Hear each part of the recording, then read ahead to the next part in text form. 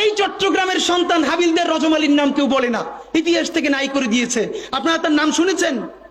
সিপাহী বিপ্লবে যদি দুইটা নাম থাকে, এর একটা মঙ্গল পান্ডে আর একটা হাবিলদার রজমালি, ইতিহাস পড়িও না, নতুন করে তৈরিও করি না, পাবলিকেশনও বানাই না, শুধু রাস্তা কাঁপাই দিলে হবে না ভাই। হাবিলদার রজমালি এই ব্রিটিশদের বিরুদ্ধে পার্বত্য অঞ্চলে যুদ্ধ করতে করতে পার্বত্য চট্টগ্রামের ঘোড়া নিয়ে ঢুকে গেছে। একটা সময় সঙ্গীহারা হয়ে গেছে, ব্রিটিশদের কাছে জীবন দিবে না, এই জন্য তিনি চিরতরে পার্বত্য চট্টগ্রামের ভিতরে ঢুকে গেছে, আর ব্যাক করেন নাই। তিনি মনে করেছেন যুদ্ধ করতে করতে প্রয়োজনে হারাইয়া যাব, তবু আমার স্বাধীন জীবন ব্রিটিশ বেনিয়াদের কাছে হত্যা হইতে দিব না। সেই হাবিলদার রজমালির সন্তান এই বীর চট্টলা। আমাদের ইতিহাস তো আমরা জানি না। দেখেন, সেই বিপ্লব যখন হারিয়ে গেল, আপনারা জানেন কিনা, ইতিহাস বলে বাংলাদেশের বড় বড় গাছে এমন কোন ডাল ছিল না গ্র্যান্ড ট্রাঙ্ক রোডে, যেই গাছের ডালে ডালে সিপাহী বিপ্লবের যেই সব সৈনিক এই বিদ্রোহে অংশ নিয়েছিল তাদেরকে ঝুলিয়ে ফাঁসি দেওয়া হয়েছে। তাদের বাবাকে, তাদের সন্তানদেরকে জগন্নাথ বিশ্ববিদ্যালয়ের সামনে বাহাদুর শাহ পার্ক গিয়ে দেখবেন, এখনো তাদের নাম লেখা আছে। আগে ছিল ভিক্টোরিয়া পার্ক, পরে আমাদের বাহাদুর শাহের নামে করা হয়েছে। গিয়ে দেখবেন প্রকাশ্য দিবালোকে গাছের সাথে ঝুলিয়ে আমাদের বিপ্লবীদেরকে ফাঁসি দেওয়া হয়েছে। শুধু তাই না, 5 দিন 7 দিন ধরে সেই লাশ ঝুলিয়ে রাখা হয়েছে, যাতে মানুষ দেখে শিক্ষা পায় আর কেউ কোনোদিন ব্রিটিশদের বিরুদ্ধে বিপ্লব বা বিদ্রোহ করতে না পারে। দেখেন, বিপ্লব জিতে যাওয়ার আগে আমরা যখন সামান্য ভুলে পরাজয় হয়েছে, আমাদের লাশ গাছে গাছে ঝুলেছে। এরপর মুক্তি আসতে আরো 100 বছর লেগেছে।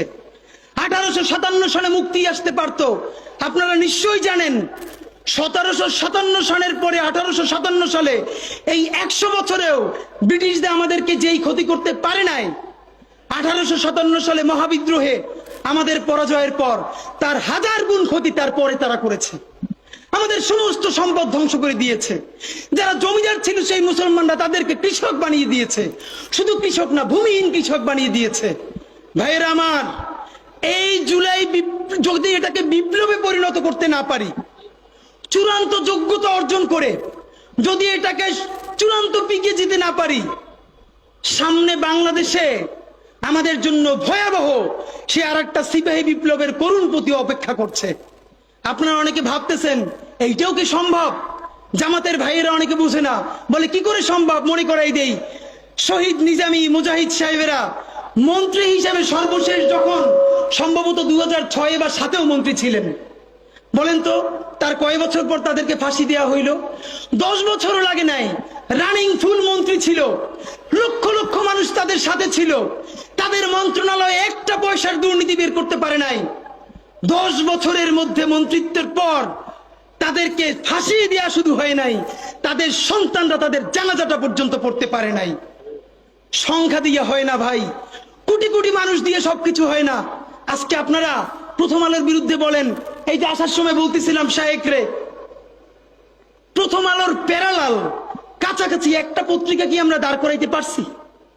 অনেকে বলে আমার দেশের কথা, আজকে শুধু বলি, পরশু জানলাম প্রথম আলোর 10 ভাগের 1 ভাগ বিনিয়োগ এবং আর্থিক সংগতি আমার দেশের নাই।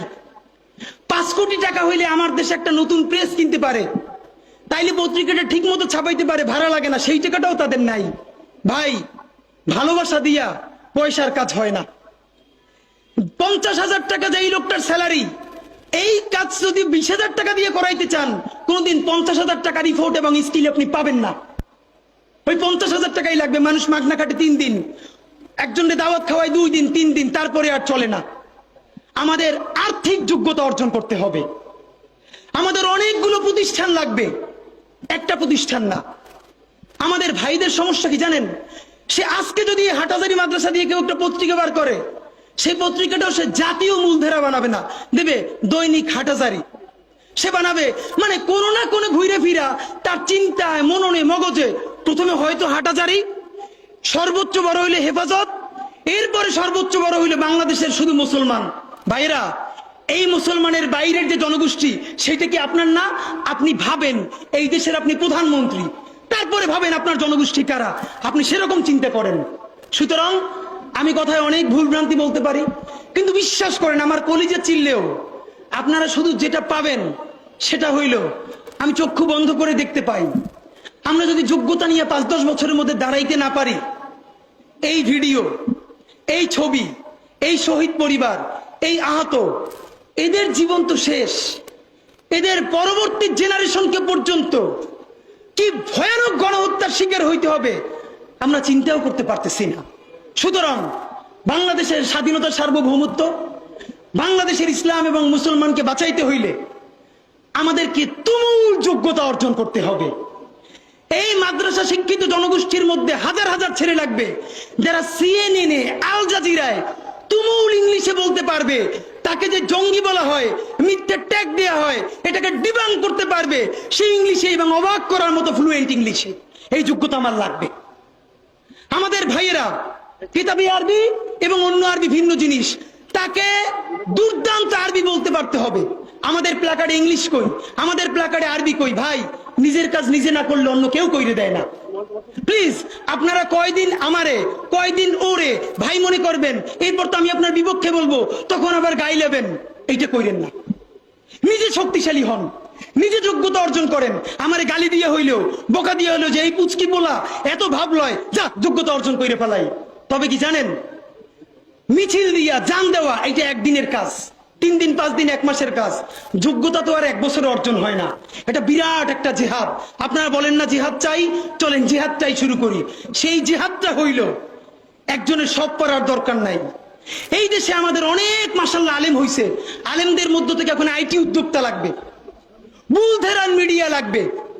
আমার যে 8000-এর ছেলেটা এখন পড়ে, চলেন সে আজকে জিহাদ ঘোষণা করি, আগামী 5 বছর পর, আগামী 10 বছর পর আমি এমন প্রতিষ্ঠান গড়ে তুলবো যেইটা শুধুই ইসলাম আর মুসলমানের প্রতিষ্ঠান না, এইটা আপামর বাংলাদেশের প্রতিষ্ঠান হবে।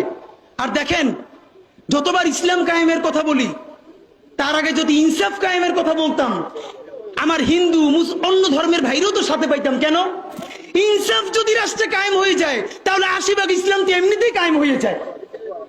তাহলে আগে আসেন ইনসাফের রাষ্ট্র বানাই, যে ইনসাফের রাষ্ট্রে সকল ধর্ম, বর্ণ, নারী, পুরুষ আমাদের অংশীদার হবে ইনশাআল্লাহ।